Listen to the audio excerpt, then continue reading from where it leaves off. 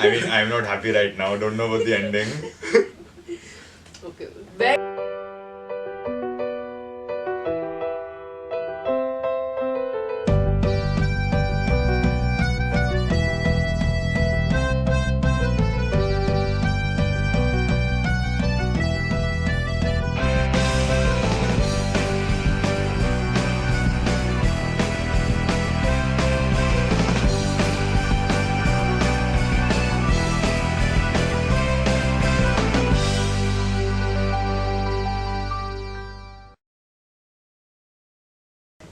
Hello and welcome, guys.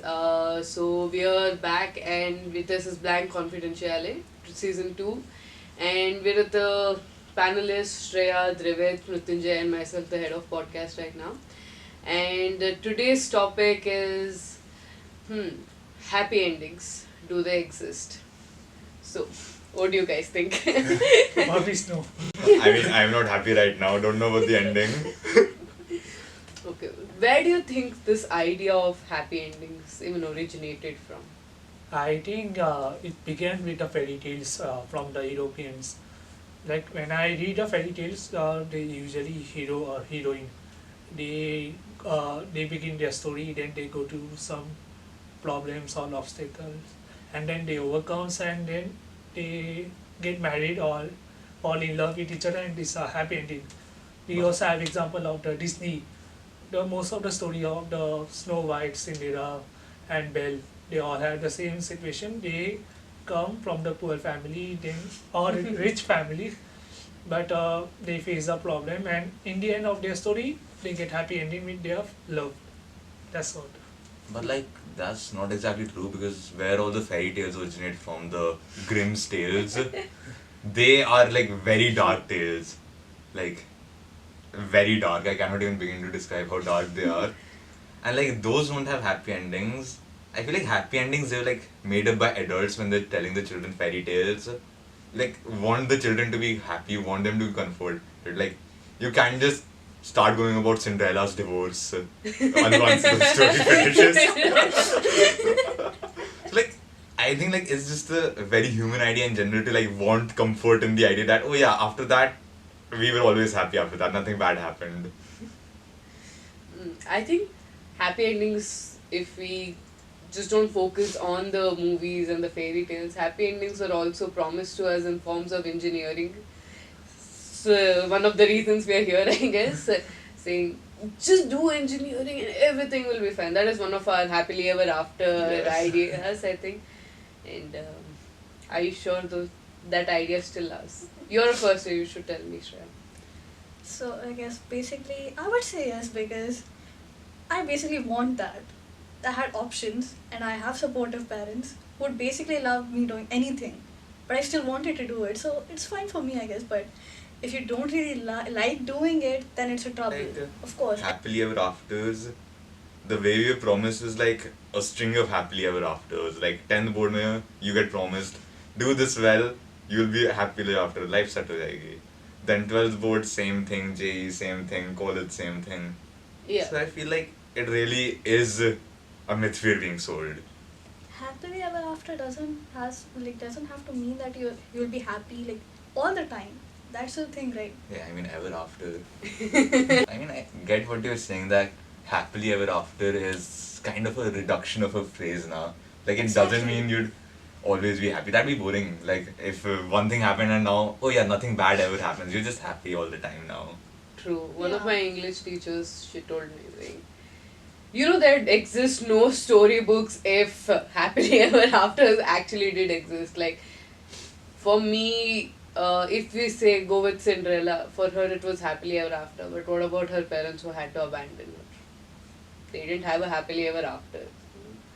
I think in the stories that try to sell us happily ever after, there are hidden stories that you told us come from very gruesome stories. So Yes. they itself tell us that, are you sure this will happen? So, and can't even start with Rapunzel. She had to lose all that hair for that happily ever after. I feel like she looks good with the short hair. But it was basically Sort of agree, but you know, Hair is like an emotions. Yeah, true. Oh my god.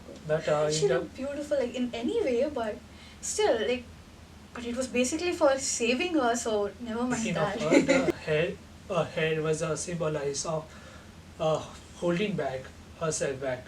When she cut the hair, means she totally free herself from The tower, yeah. foster mother. So it made she had to make a sacrifice, choice to free herself and make a happy ending for her. She also met her biological parents, and she got a time with her boyfriend, and she got happy ending. Yeah, somewhat. Still, in the end, like she had to the sacrifice. So same way, our life is like a story.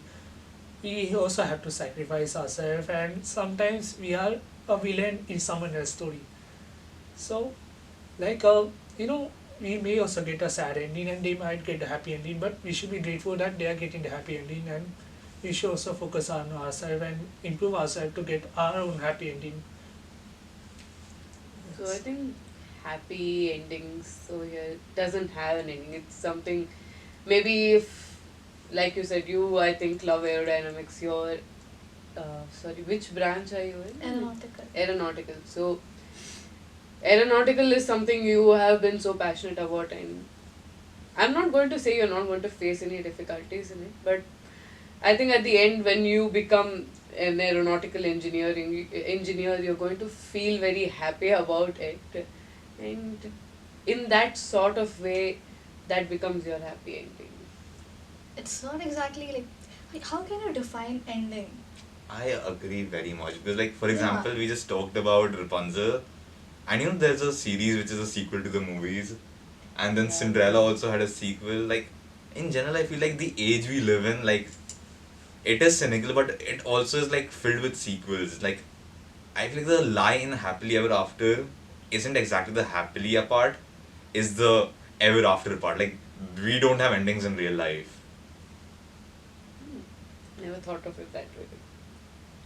You know, Indian soap operas, they are the most biggest mythbusters. But I've always had this theory. I always feel like these serials, what our grannies and mothers watch, they're so much similar to our lives. Not in a way that there is one cunning villain who is trying to ruin your life all the time, but in sort of the amount of problems we get. But it is not that in the serial no one is happy at all. Everyone is just sitting and crying or angry about something. It is a process, and they are sort of happy in their ways, but there is no ending to it. It's our life, our children's life, their lives, their bachas' lives, and so yeah, you make sense. It's the ever after part It's that's the ever highlighted. after part. But also like the definition of being evil, it's not applicable in real life, right? We don't have a perfectly evil villain in our lives. That's the worst part because when things happen and you can't exactly blame anyone, they're just situations that go wrong. There are no people that are wrong. I feel like I can think of a few people who are wrong. Your serial killer backstory. It's starting. It's starting. My happily ever after as a serial killer. Oh. Do you think serial killers have a happily ever after? I mean, yeah, some people, they get a not happily ever after. That is heavy, but also, so like very recently we just found out who the Zodiac killer was. Like very recently, the Zodiac killer, his writings actually still aren't deciphered, but like through fingerprint scanning, through biometric data, we found out who the serial killer was for that, and we just convicted him. And the Zodiac killer is like very old. I think at this point he's like in his 70s or like 50s. I don't remember the exact age. Like, but was that a happily ever after for him? Because at one point when he stopped murdering people, he was like, "Oh yeah, I'm never getting caught." Like the most smug killer in existence, by the way. He writes his own cipher on the walls, so like, "Find me if you can," and then he hides. Right, like he thought, oh, I'm never getting caught, and then it's like, life is like, we'll see about that. We'll see. Have you heard of the fingerprint? He hadn't. Oh. No, yeah, that's how he was found now. Right. I think my happily ever after is every day at night, going to bed and falling asleep. It's Yeah, that's a great okay. example. That's nice. We can take the example of our daily life as a happy ending. Like before, like going to next day, we can plan what we have for the plan for the upcoming days. Let's say I have a plan for tomorrow's that I have to go to gym and I have to do homework and I have to study this subject entire chapter. When I complete this all my tasks and I go to sleep, then I can say it is happy ending. But if my several tasks are pending and I fail to complete my task and I go to bed, it's not like a happy ending for me because I have to delegate this task for the next day. So which is going to be hectic for me. Hmm. I, So, I feel like I want to talk about that, but also, no, if you're planning, while like you're planning that, oh, this will happen in the future, then it will be a happily ever after, you're setting yourself up to like never have your happily ever after. It's like, what if that plan fails? And if that plan succeeds, then just make the next plan. And now you're not happy again because you're making the next plan. That's why I feel like a happily ever after is in a sort of more like in a principle way. If something needs to be done, it should be done. But also you shouldn't be like stressing about your future if you have a happily ever after. so you're saying. So, I think happy endings in the movies and all seem so, oh my god, fictional, but somewhat throughout the day we have happy endings, and in our lives as we go on, we seek happy endings in our romantic lives. So, what do you guys think about that? See, like this is very hard to say because like a lot of the time when we seek happy endings, it's like, oh, we went on a first date, that date went well, now it'll be happily ever after. Oh, second date went happily ever after. Or hell, even like, oh, now we got married, now we'll be happily ever after. That happens in every fairy tale. Like we know that's not the end. We know that doesn't always happen. Hmm. So when we are talking about this, I know an author like Frederick Backman. I really love his books and everything. So he wrote a book called My Name Is Otto, and he basically it's about an old man who has lost his wife, and he used to say that she was a color of his life. It didn't have color. He didn't have color in his life even before that, nor does he have it now. She was the color of his life, and it's fictional, right? We say fictional men and everything. We say that. But the thing is, like when you read his Insta captions or everything, or just see his interviews, he talks the same way about his wife. They have a huge height difference, they look super cute, and he's an introverted guy. And she is the peak extroverted, like the life of the party kind of person. So like he always talks about how like he's been asked like, how did she even pull like such an amazing person. So he was like, I don't know. When his wife was asked the same thing, she was like, he makes me laugh. I want to be with him. He makes me laugh. That's all that is. But then again, when like Frederick Backman is asked about it like this, he says that he was never funny before he met her, but after he met her, he wanted to be funny. It was just what he was. See, he was head over heels for her, and like that happens in real life too. That's so sweet. And they have been married for so long, and his Insta captions for their anniversaries or anything, they have kids, and this is every time I see his feed, he has a witty kind of writing, and every time he mentions how um, it may be them teasing each other, saying that I just got trapped with you in this marriage, I could pull anyone, and him being like, okay, yeah. Maybe you could have, but you're trapped with me now, and him just trying. And he says that he wrote a book that was also things my son needs to know about the world. He says about what do you need to know about being a man, and there's this one line where he says that I don't know what to tell you about masculinity or anything. That is still something that we need to figure out. But I feel like the most I felt like a man is when I hear your mother laugh because of me. So that kind of thing. How do you not say something even after when you listen to that? How do you not say that? Becomes truly hard, but I think at the same time, finding someone who loves you that way becomes the biggest deal for us. Like, so in this generation, finding the perfect match is so hard, and I think happily ever after looked so much more mythical when relationships, we have this, okay, breakups come into place and marriages are also fooled by divorces. So it's like they're always broken. I don't think so. They are broken. Like the thing is, breakups. If you are undergoing breakups, that's a good thing because you understand that there is something wrong in the relationship and that is not something that you want. Like in previous generations, sure they were like, okay, that was the era of love. Now it's like nothing is real. But here, at least you're able to realize that there is something wrong in the relationship and you can get out of it. If it's toxic and abusive, like before, like you have to be trapped in the relationship because oh my god, divorce, really, is that going to be the that was there and they couldn't get out. So you're just one heartbreak closer to your happy ending. Yeah. Maybe it's not the ending, maybe it's the like beginning of something better. Okay, so when you said it was a story about an old man who lost his wife, I immediately thought of Up. And you know, like the starting of Up is that he meets his wife. His wife is Yeah. very extroverted. He's very shy and introverted. Yeah. And then the first few seconds they show their romance. And how the movie starts is his wife dies. And then the entire movie is about him like coping with his wife's dream. So like I feel like when his romance started, Mm. he also thought that it was a happily ever after. But then like there's a little movie after it. So like it wasn't a happily ever after. He was clearly sad after it. And then he went on an adventure. And like that's what I'm like trying to say. Even when you get into a beautiful relationship, even if like there's nothing abusive about it, you can break up in relationships when there's like nothing wrong between the two persons, it's just the situation.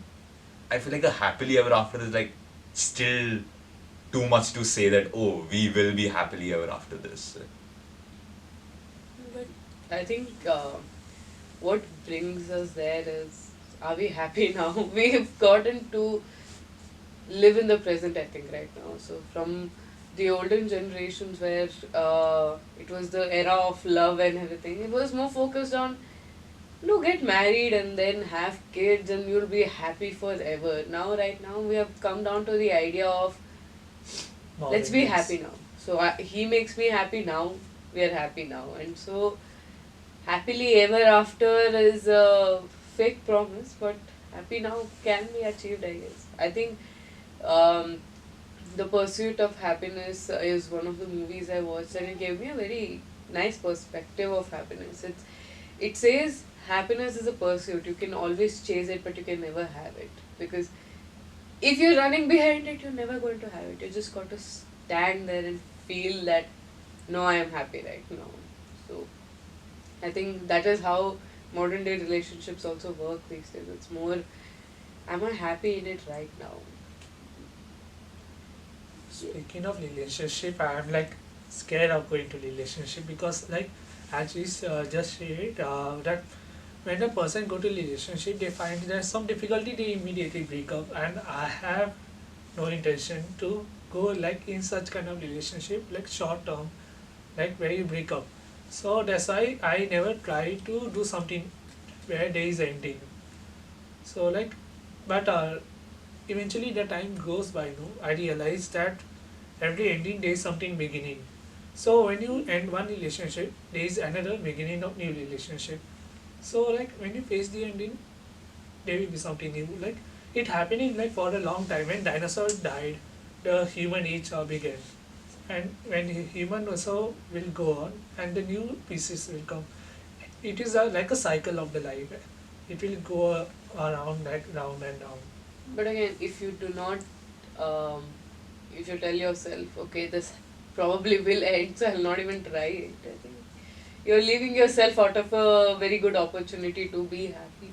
Yeah, that's exactly. I feel like it ties very well into be happy now because like if you're scared of being sad in the future, being heartbroken in the future, then you'll never get to experience that happiness at all. Like forget being heartbroken, there won't be a heart at all. Okay. Kind of. That's it.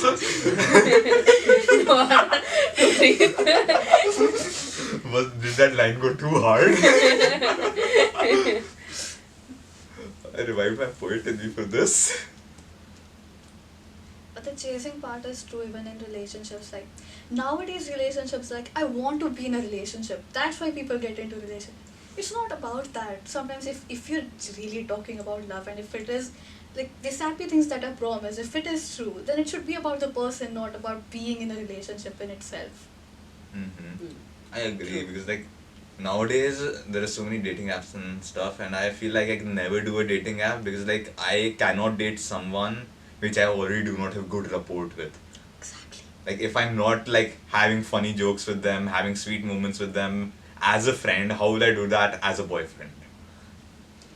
There's some that kind of connection that you need, right? Especially to like you need to open up. This person is supposed to be your partner. He's supposed to like you're supposed to share things with each other. You're supposed to like if you want to get married, you're sharing your whole life, and it's kind of like with friends. It's different being friends and different being roommates, something like that. So it's different if you're just hanging out with a person because you want to be in a relationship, and after you get married, you're going to like it's a part of you that you're sharing with him, so or him or her. But so like you need to see it through it. You need to love the person, not the idea of being in a relationship.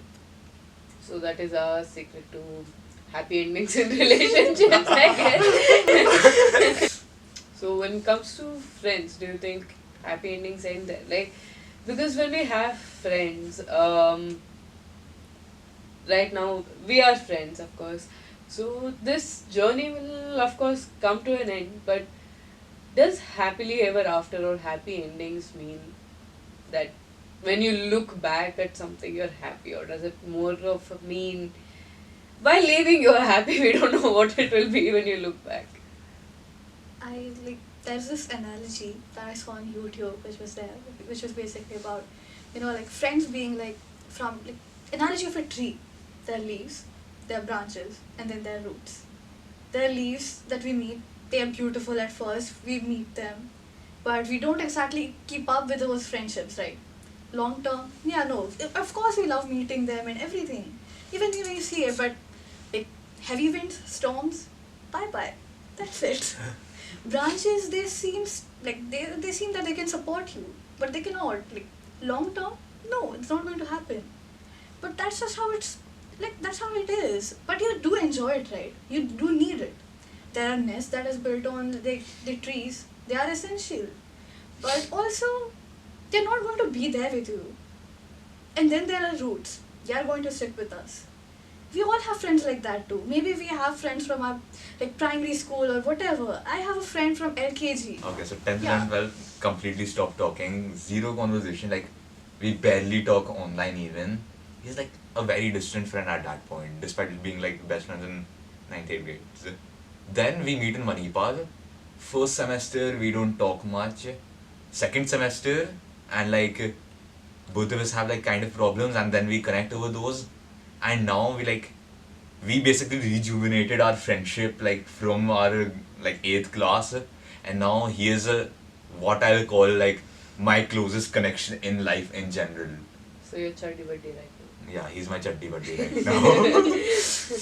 Like honestly, best roommate. I've cycled through so many roommates and I still call him my best roommate. And He's going I to be feel like so happy with the podcast now. I hope you're hearing this and I hope you love this. No, but like in general, that was something which was a not happy ending, not happily ever after. Then we met again, and then it's an happily ever after, and I don't know if it'll be an happily ever after because I'm not. Okay, I believe it'll be a happily ever after. I have faith in that. But like, there could happen something. I don't know. I get hit by a car next day.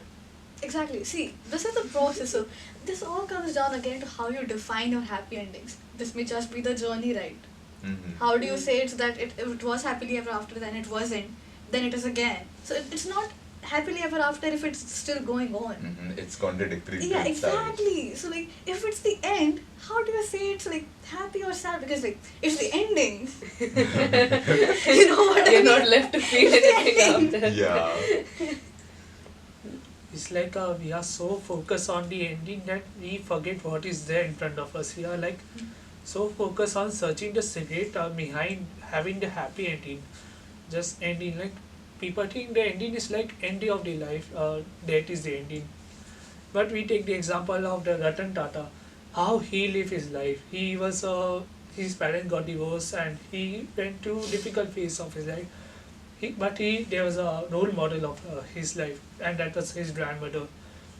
When he stayed with his grandmother was a positive influence of him. So he totally changed of his thoughts and he didn't want to do engineering, where his father forced him to do. So it's like he wanted to architect, but eventually he went to USA and he studied there. And when he came back, he went to company, the Tata company, and then he started working at Tata Steel. And he was not getting along with his colleague because they used to blame him for that nepotism. So like eventually when he got promoted to the chairman, there was a lot of news going around. I mean like nepotism is being involved. But when his term started, people eventually realized that this guy was a great guy. He donated everything to his charity. He would be one of the richest man in the world if he didn't give the charity. Yeah. So he lived the very simple life and very happy life. And when he passed away, we still felt bad. And but still, his legacy when he left behind, we can feel that this guy lived the happy life. Even if he died, he got his ending. He lived his happy life. So like what I'm trying to say is, don't focus on the ending. Ending it will come anytime. Just focus on your present, on your life. Do whatever you can. Be kind to each other. Be like generous person and help each other out. You will get a happy ending. There's a karma. Yeah, Hmm. exactly. Don't focus on the ever after, focus on the right Happy now. right now. Yeah. I think happily ever after or happy endings also somehow are for every chapter. They don't have to be for life. I happen to believe that if this is our podcast and if this podcast is good, that is my happy ending for this podcast. If so, me studying BTech, this is one part of the chapter. So at the end of the day, if I'm leaving very happy, if I'm leaving in a, I think I had fun here, sort of note. Knowing that I've had struggles. Obviously, life doesn't come so easy. You've had struggles. You've fought with people, all sorts of beefs, but still, there's some sort of love and affection we'll hold to this place when we leave. So I think that is something I would consider as my happy ending. I would say that it, the whole journey is going to be ups and downs, and it's going to be continuous. It's like we have no idea if how tomorrow I'm going to get up and receive a good news or a bad news. That is how life goes. But when we reflect back on this one particular chapter, if this makes me feel happy, I'm like, I think it was a happy ending to me. Yeah. Simple as that. Like, even now I feel like the happily ever after, it is less about the ending and it's more of a hope you hold.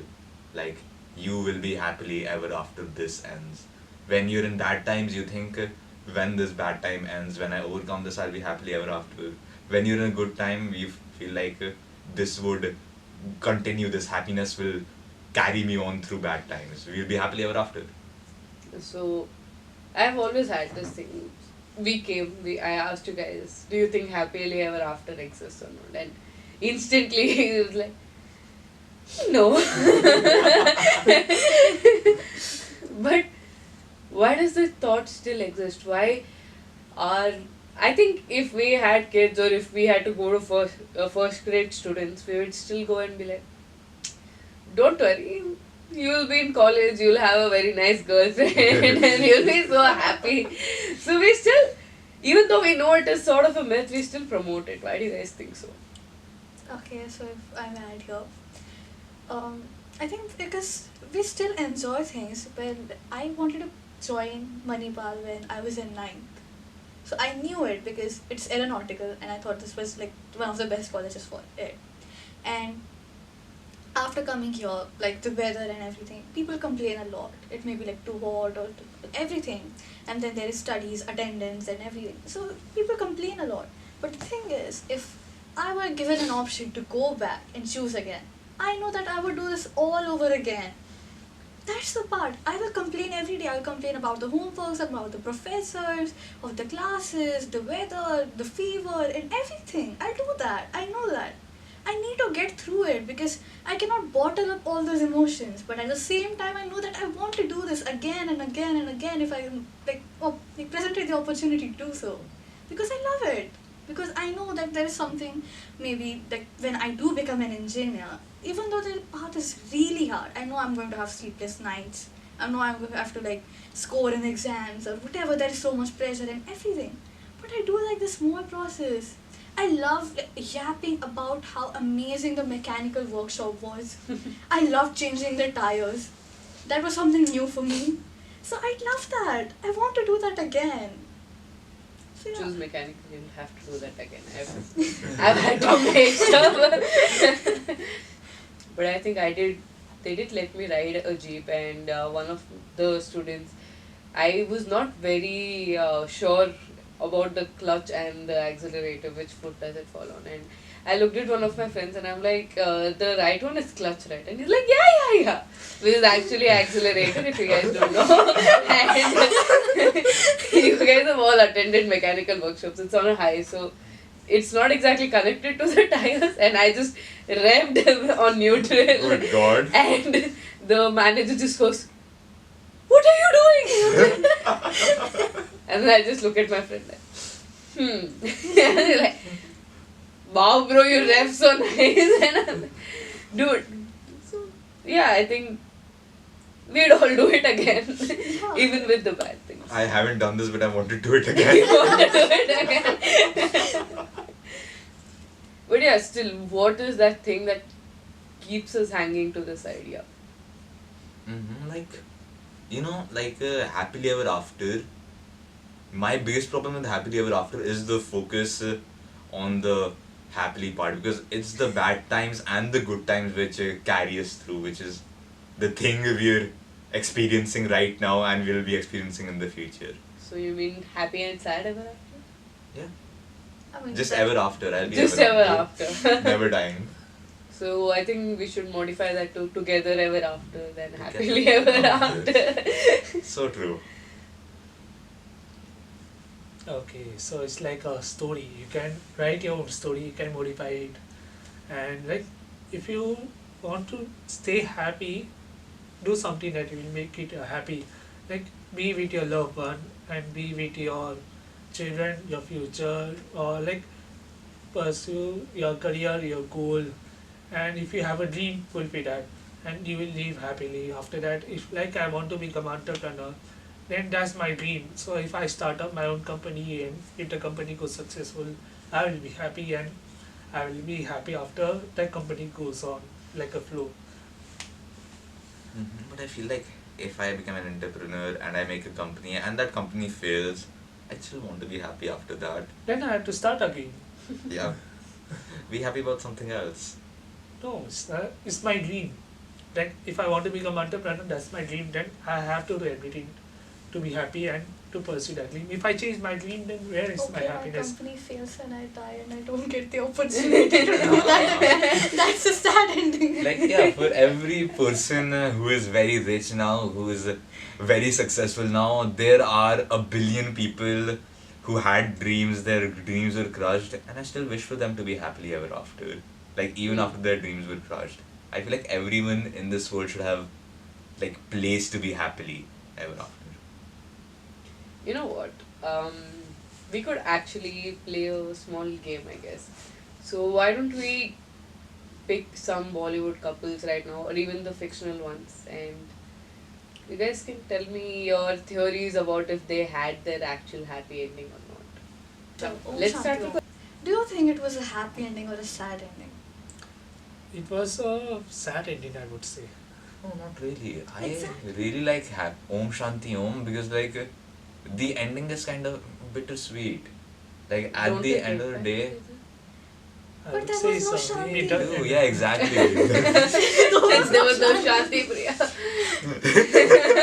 See, the entire concept of the film was basically the actress was in the love with a normal guy, but she was already married and she was cheating with her husband. And she was married. Was it? No, Wait. no, wait. They were never in a relationship to begin They- with when yeah, before she died. So I- how is that cheating? I don't get it either. I'm Like all the confused now. cheating was in her mind. Was it? No. No, she wanted her husband's love only. In the end, she died that way. Yeah. Asking for her, like, show me affection in public. That's how she died. That's why she died. Yes. She So, got burned out by her husband. So I got confused entirely. So we conclude Om Shanti Om is not a happy ending because she was not. Happy she Shanti. became ghost and she took no, revenge. but he tried so hard. He gave her justice in a sense. Yeah, So how do it you was, say, was it a happy Exactly, or that's why I say it's bittersweet. Like at the end of the day, she doesn't get the ending she expected, but she still gets an ending which, I guess, in Expected. most ways can be looked as positive. But you're talking about the actress.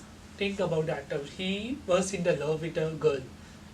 But the girl died and she became ghost and he became alone again. All he got was some copy of the girl the actually. whole reincarnation part? Yeah. So I don't get it. Om Shanti Om something. See, that's one of the movies of all time. So that's kind of how it is in reality too. Mhm. It's not happily ever after, it's bittersweet. Exactly. Any other movies you guys can think of? Each movie with a happy ending. Okay. Titanic, do you guys feel like, was Titanic a happily ever after? At the end we I see... mean, I think in Jack's perspective it was. Don't get me wrong, he died, but at least he died with his love and she had to live on. But also Just does, wearing a locket for him. yeah, does Rose get a happily ever after? Because like at the end she's surrounded by loved ones and then she's like telling them a story about very happy memories for her, but also like, But she was married. yeah, She you're had married a and you're talking husband, about another she love, had a children. Yes, she remembered some. other person. Yeah, it was like weird ending, like for a normal person. So, again, we don't know if that was a happy ending or not. See, everyone has their own story, as I said, and we don't know what is the perspective of the other person in their story, because the truth has different perspective. Yeah, one person's But happy is that ending true? is like someone else's bad ending, or maybe someone else's bad ending is someone else's Someone's happy happy. ending. Yeah, so if like Jack actually had to get a happy ending, she would have to leave her fiance. Rose would have to leave her fiance. Mm-hmm. And that guy would have a sad ending, I That guess. guy would. That guy still kind of has a Actually, sad he ending. already have one. Yeah. I feel like I would not be okay if I'm at my wife's wedding and she's like talking about some other guy.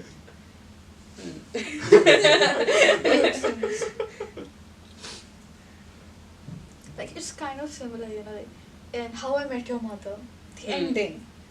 It was weird actually. The entire show was weird. I don't exactly like How I Met Your Mother that much. Really? Yeah. I didn't like any kind of sitcom. None. Yeah, actually, I also don't like most sitcoms, but like Yeah, How I me Met Your too. Mother is lower than most sitcoms for me. You're into more of criminal stories. Yeah, I I think. like it. Kinda. I'm more of a sitcoms person. But I think How I Met Your Mother is the biggest advice everyone would give is don't watch the last episode. I agree. But I would always want Barney and Robin to end together. I know, but the thing is, there were always hints that they dropped in the episode why Robin was always annoyed. Even while the art they showed where they are supposed to get married, and there are a lot of times he hurts Robin. There's a lot of scenes that way. Wait, But still, wait, I haven't watched the last episode, so is the last one did not get together. Spoiler alert! Spoiler alert. spoiler alert, but Tracy dies. Nobody knows. Tracy dies and Ted gets back with Robin. And Barney is just. Barney has a child then from one of his one night stands. Okay, thanks for the advice, dude, for the last episode.